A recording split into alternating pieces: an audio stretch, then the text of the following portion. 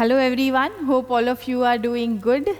So let's start today with day 13. Okay, very important concept. Every year there has been a question on the theories of state. All right, so let's see what are the topics that we have to cover in the theories of state. All right. So the first idea is introduction of concepts, which means what is it that you will have to study? So you have to understand the difference between state, government, and nation. All right. So what is a state? So state is like an abstract concept. Okay. We cannot see the state. What is the manifestation we see of the state? All right. We see the manifestation in the form of government. So government is the agency of the state. Okay. Right? And what is the concept of nation? Nation is when people are united by any cultural attributes, okay, like it can be language, ethnicity, common history, heritage, culture, common freedom struggle, whatever unites them as a cultural unit, okay? Whether they are politically organized or no is the concept of nation, all right? Then what is the centrality of concept of the state? In the sense that to what extent state is very important in the study of political science. Then we talk about how the concept of state has evolved, right? So how we have moved towards the Greek city-states, right? Then we were talking about theocratic states, right? And then we are talking today about the modern nation-state. Then the concept of sovereignty, right? So authority which possesses supreme power for the decision-making with respect to internal as well as external matters. Then the concept of sovereignty, the evolution of the concept of sovereignty, how it evolved. Okay, the theories of sovereignty, so Austin's monistic theory and the pluralistic theory, which like Lasky says, you know, society is federal, so state also has to be federal. McIver also gives the concept of service state, fine. Then globalization on the sovereignty of state, very important debate. Now we talk about the theories of state. So there are two kinds of debates. One are the traditional debates on the nature of state. So it is the classical liberalism, the modern liberalism, classical pluralism, and classical Marxism. So these are the key four schools of thought which talk about the state in the traditional debate. Okay? So then we come to the all right, then we come to what idea? Then we come to the idea of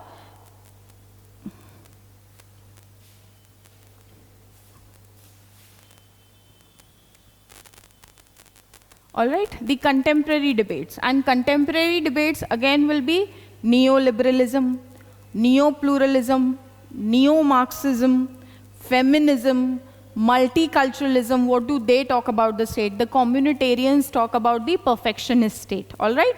So these concepts. Then the post-colonial theory. In this also there are two perspectives.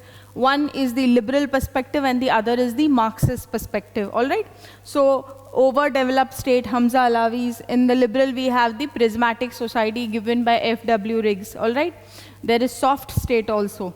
And the feminist theory. In the feminist theory, different traditions. What do the liberals say of the state? What do the Marxist feminists say of the state? What do the radical feminists say of the state?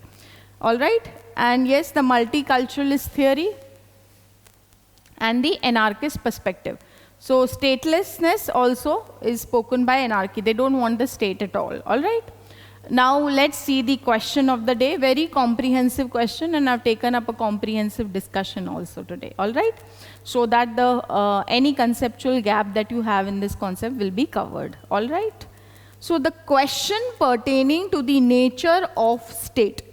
The question pertaining to the nature of state is constantly under debate and discussion. So first idea is the nature of the state is debated. They are saying in which theories? In both the classical as well as contemporary political theory. So we have to talk about the traditional debates also, and we also have to talk about the contemporary debates. So a very broad question. So question 1, So here first we will be talking of the concept of states, important. Concept of state, very important in political science, okay? And why it has centrality, right? Because it says that the study of state, pol science is the study of state, all right? So there is centrality.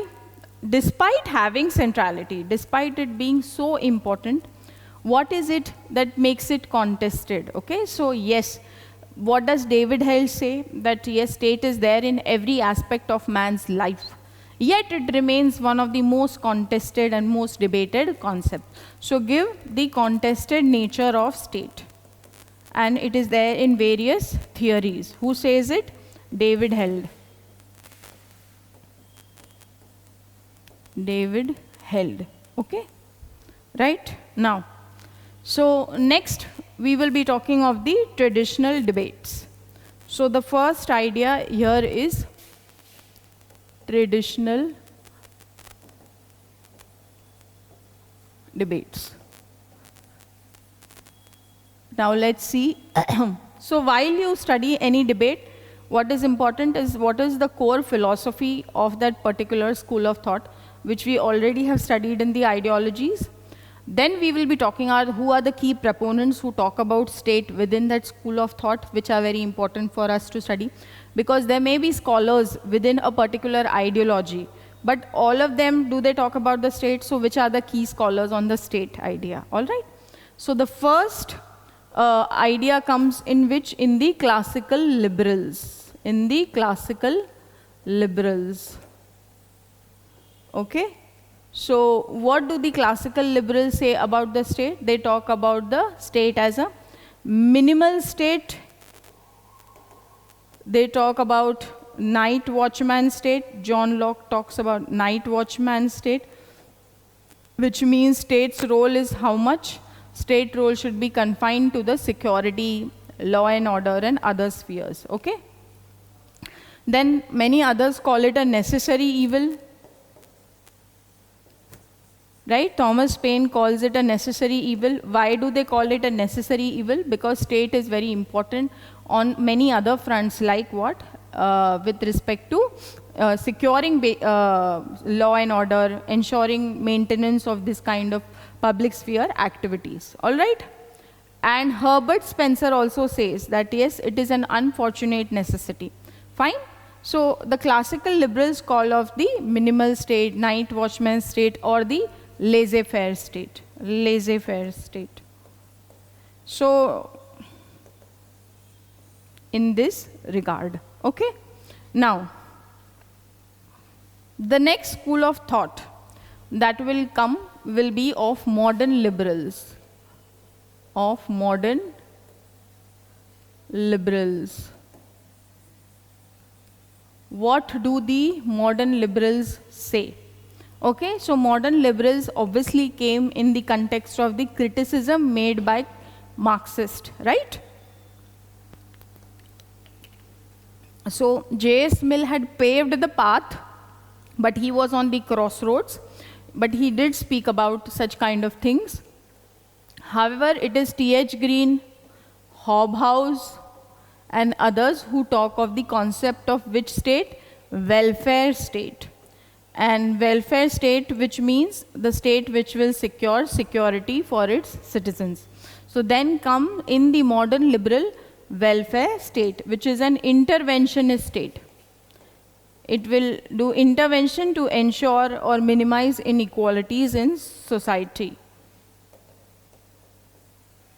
All right? Then come the classical pluralist. Classical pluralist have certain key assumptions, and these classical pluralist, okay, right, what do they say? So Dahl is also a classical pluralist, but then obviously he revises his work. So they say that there are multiple interests of an individual.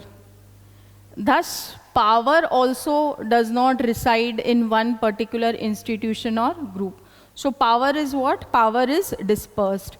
And when power is dispersed, there will be multiple groups and institutions, right, amongst which this will be dispersed.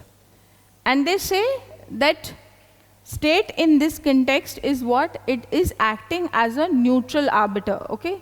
Just liberals always say it acts as a neutral arbiter. The Marxists say that state is not a neutral institution. Why? Because they say it is a class state. It is propagating the interest of a particular class. So there are multiple interests. There is power which is dispersed. Therefore, there are multiple groups and institutions. And state is also just one of them, which means amongst all these groups, state will not be partial to any one group, which means that business groups will hold priority according to classical pluralists? No. For them, all groups are equal because power is dispersed equally, right? So pluralism talks about that kind of thing. This will obviously come under criticism later. Then comes the idea, okay, within the classical Marxist. So classical Marxists say what? Classical Marxists give the instrumentalist theory. Instrumentalist theory. Which means state is what? State is an instrument. Instrument of whom? Of the bourgeois class. Why they have made the state as an instrument? Because what is there? State is in the superstructure. It is reflection of the base. So how there is division within the base in a society, similarly, this division we see in the superstructure, and state acts like the executive committee of the bourgeoisie. All right? So Marx and Engels, okay, they call the instrumentalist state, which means there is no autonomy. Okay, and this idea of instrumental state we also see in whose view? In Ralph Miliband in 1970s. In Ralph Miliband. Okay, so he argues about the same. Now, so we have studied all the 4 key schools within the traditional debates. Now we will be coming about the contemporary debates. So there was a revision that happened in the contemporary debates, okay, of all the earlier school, and how these ideas are, there is continuity as well as change. So first, obviously the liberal school of thought, it is the neoliberal perspective, right? So neoliberals say what? State is what? It is very problematic. Why? Because Rawls is talking about, you know, how state should interfere, how state should act positive. So the neoliberal school of thought, actually it is a criticism of whom? It is a criticism of modern liberals only. It is a criticism of the welfare state which is unsustainable to maintain. Okay, so Reaganism, Thatcherism, these policies have the connotations of neoliberal advancement. All right? So it is Hayek, right? Friedman, Nozick. So what do they say? Do they say state is neutral? Neoliberals? No. They also say state is not neutral. Why it is not neutral? Because state is actually propagating its own interest. The bureaucracy which is there in the state, okay, in the name of redistribution, actually it is that bureaucracy which is maximizing power.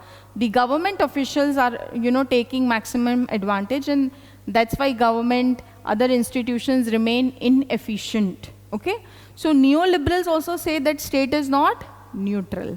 Okay, then come who? The neo-pluralist. So pluralist, classical pluralist said what? Neo-pluralists say what? They admit that power is not equally divided amongst all groups. Some groups exercise more power than the others. Okay? So even Dahl revises this. So there is Charles Lindbaum. Then there is Galbraith. And they say you will see the domination of business groups. Okay? And what does Dahl say? He talks about deformed polyarchy, right? In his new work, and he revises the concept that no, it is not equal power distribution amongst groups. Some groups enjoy more power, more lobbying power, more influence than the others because they enable the government to come to power. So they can exercise that kind of an influence on public policy making and other things, all right? That's where we see the use of money power in elections also, fine? Now, so neo-pluralist talk. So we have spoken of neoliberals, we have spoken of neo-pluralist, and now we will be talking of neo-Marxist. Neo-Marxist. So neo-Marxist school of thought, what do they say? So firstly, idea in the works of Gramsci. So they say what? It is not only economic oppression that is operating. In fact, state has acquired a relatively autonomous character with the use of multiple other things. So they talk of relative autonomy. And then scholars like Nikos Poulanza argue for how it has acquired and how the civil society and other Althusser also talks about multiple structures. Poulanza also talks about multiple classes, right, that are existing. So neo-Marxists focused on the relative autonomy theory. Is it clear? Now, then we will be talking of the feminist view. Contemporary debates. What is the feminist view? So feminists say what? Actually, feminists are divided. So we have liberals, they talk about positive state and neutrality, right?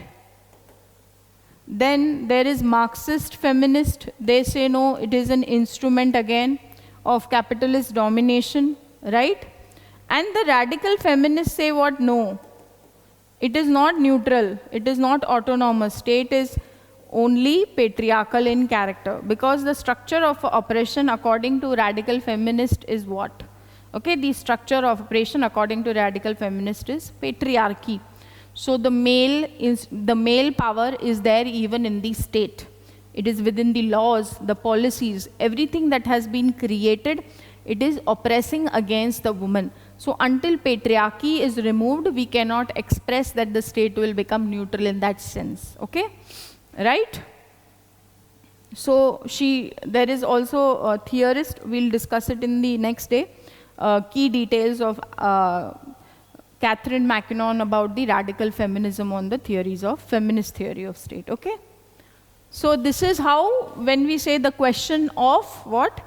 Nature of state has been contested and discussed within the classical, traditional and the contemporary political theory. So all schools of thought. Just add two more perspectives which students usually miss out. One is the communitarian perspective. They talk of a perfectionist state. They talk of a perfectionist state, which means state has moral obligation as well, okay, to ensure equality among citizens, to promote different varieties of culture. So they talk of this perfectionist state, even value embedded character. And we have the multiculturalist. What do multiculturalists say? So they talk about how state has to ensure positive role towards minority groups, okay? Immigrant groups, right? So they talk of rights for these groups as well. And state has to ensure that positive role. Fine? Now let's see and recap everything that we have discussed. So the first, the question pertaining to nature of state is constantly under debate and discussion in the classical and contemporary political theory. So first, state is of central importance. Then we talk about how David Hill says state remains a contested concept. Traditional debates, first idea will come of classical liberals, minimal states. Locke calls night watchman state, right? They call for minimal but not a stateless society, all right? Only anarchists talk of stateless society. Even the neoliberals call for rolling back, all right? Thomas Paine calls it a necessary evil. Herbert Spencer, unfortunate necessity, okay? Committee of Management. Then modern liberals like Green, Hobhouse, Maynard Keynes talks of positive role and welfare state idea. Okay? And what is it when we say that these all scholars look at state in an epiphenomenal way? What is the meaning that state in an epiphenomenal way? State in an epiphenomenal, which means state epiphenomenal, which means it is a derivative of something, which means actually the idea of state is to purpose some bigger purpose. For the liberals, which is a bigger purpose? Liberals, liberty is a bigger purpose. And state is a derivative to fulfill this idea. Okay? Epiphenomenal way. So we have then the modern liberals who talk of welfare state. Next come the classical pluralist, like Charles Merriam, David Truman, also within public administration scholars like Mary Follett, Robert Dahl. They say political power is fragmented. So state is a neutral institution which acts as a neutral arbiter amongst these multiple groups. Then we have the classical Marxist, Marx and Engels in the instrumental theory of state. Okay? Now, then we come to the contemporary debates. So the first idea is neoliberals. And neoliberals are the critique of which theory? They are critique of the welfare state theory. Okay? So they talk of minimal state. State is not neutral but serves its own. So they do not agree that state is neutral. They say no, state is not neutral. Okay? They call for rolling back the frontiers of state. Neo-Marxists say state has acquired relatively autonomous character and it brings changes in the way people think, so it brings changes even in the base. So structural theory by Pulanza suggests that capitalist mode is not associated only with economic structure. There are other structures at political, ideological, other levels. Then we have the neo-pluralists Charles Lindblom and J.K. Galbraith. Okay? So they say no, certain groups exercise more power, it is not equally dispersed. Fine? Robert Dahl is also revised, so he gives then later on deformed polyarchy. Then we talk of feminists, radical feminists, liberal feminists, Marxist feminists, communitarians and multiculturalists. Okay? So communitarians talk of perfectionist state. Multiculturalists talk about cultural aspirations of different cultural groups, right? So minority groups and others. So yes, all this is enriching our idea of the state. So whole topic is covered, okay? That's how comprehensive, with one question, we complete the entire synopsis of whatever we have understood. And this is what you will actually have to remember at the end, to write. इतना भी नहीं लिखा जाएगा आपसे, ठीक है? तो जितना आप कंडेंस करते जाओगे with period, I will help you and enable you to do that, don't worry. But you learn how to condense ideas. Make it more shorter, okay? Since it's a model answer, I still give it in detail. So you will write lesser words than this also in the examination situation, okay? So learn how to condense. We write comprehensive notes, we study comprehensive notes, detailed notes for understanding. But eventually it is key words, key ideas, key thinkers, their works, which have to be put down in the nature of the question, the demand of the question, okay? Come. Now let's see the second question. What do you understand by the notion of sovereignty? What do you understand by the notion of sovereignty? Trace the evolution and developments in the meaning of the concept from past to present, okay? Meaning in an era of globalization, all right? Now let's see. So we are talking of sovereignty. Now,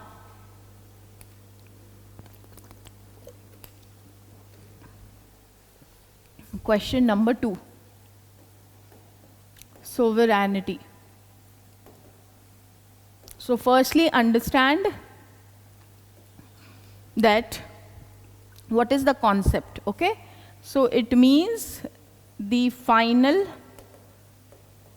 sovereignty is with that institution or that authority which has the final decision-making power. When we say final, which means what? Which means supreme, which means what that particular institution will decide will be the end point, how much ever debate we are doing. So it is the supreme power on what kind of matters? Both internal aspects of a country, internal matters, as well as the external matters. Okay? Is this understood? So this is the concept, and sovereignty is a key element of the state, without which state is not state. So it is a key element of the state. Now, even though the concept of sovereignty has materialized with the idea of the nation state, the modern state, the Treaty of Westphalia, where we spoke about this, but there have been mentions, okay, with respect to that. So even Aristotle spoke of this roughly, and when he spoke of this in ancient times, he was giving that power to the deliberative organs of the state, supreme power. Which organs? Deliberative organs. Then in the medieval times, who was sovereign? In the medieval times, it was the church. But we could not associate this as absolutely sovereignty in this sense. It was the modern idea which came in the idea of the nation state, Westphalia, that sovereignty developed as a key feature. Okay? So we will trace the evolution this way. And then we will be talking of firstly, so the social contract tradition, Hobbes. Before him it is Bodin. So Bodin is giving too much power to the sovereign, which is unrestrained even by law. Okay? So his idea is too extreme. Then we talk about Hobbes' idea. Hobbes is also inspired that way. And what he says, so Hobbes says unlimited sovereignty, Leviathan. Absolutism is there in his idea. Absolutism, because he is also individualist. So absolute power to the state, because human nature is very individual. So he talks of unlimited sovereignty. Then comes whom? Locke. So Locke is giving which concept? Limited sovereignty, because he makes the government as a trustee. He talks of limited sovereignty. So he is between whom? Between Hobbes on one side and Rousseau on the other side. Because Rousseau talks of what? People's sovereignty, popular sovereignty he gives, general will concept, which means all the people. So he is talking of participatory democracy, direct democracy. So Rousseau, popular, where people have all the power, and Hobbes has, the state has all the power. Okay, the Leviathan has all the power. And Locke is between them, limited sovereignty. Then we see Austinian concept of monistic, which means one institution, the state possesses all the sovereignty. Okay, so it is legal in that sense. Monistic sovereignty given by Austin, and he justifies it. However, this comes to be questioned by the pluralist, and pluralists say there are multiple groups, power is dispersed. So it is Lasky, McIver, right? All right, they talk about multiple associations where power is dispersed. So pluralist theory of sovereignty. Now, so let's see the second part of the question. The second part is, question is reading, meaning, trace the evolution and meaning from past to present in an era of globalization. So what has happened to the concept of globalization? So in the era of globalization, due to presence of multiple institutions, international institutions, multiple MNC which bring investment, multiple NGOs, INGOs, okay? So all these question the monolithic concept of sovereignty of the state, whether state is actually the sovereign power, right? So Marxists like Immanuel Wallerstein say that sovereignty in an era of globalization is like a world system only, where the core, periphery, semi-periphery, how the periphery is advancing the interest of the core states. So Immanuel Wallerstein looks in the era of globalization like that. Paul Hurst says what? Paul Hurst says, no, it is not all powerful. It is sovereign to the extent that it enables decision making, right, pertaining to these entities that are coming. Does not mean it is all powerful in the traditional sense, all right? And because economics has gained so much importance, so very difficult. Now we can give an example of COVID, where state became the final decision-making authority pertaining to implementation of, and it was coming to being saying that the Westphalian state has arrived again. Okay, which means state is that entity which will do everything for its citizens. And what the state will declare will become the final idea. Okay, but however, with period of time, we saw that countries had to cooperate with each other.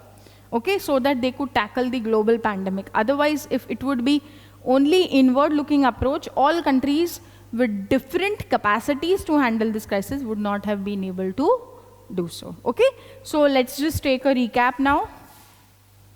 So we are talking of the concept of sovereignty. So first we explain the concept in general always.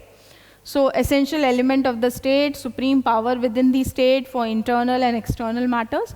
Then you can give the definition of Jean Bodin, because earliest development that way. Then we can trace it as early as in Aristotle. He calls it supreme power of state, law, and gives it into the deliberative organs. In medieval ages, king's authority restricted by church and feudal lords. Then rise of nation state, sovereignty became a feature of modern age. Okay? Then Hobbes extended Bodin's idea in a social contract, and he spoke of unlimited sovereignty. Rousseau gave concept of popular sovereignty and participatory democracy, the idea of general will, all right?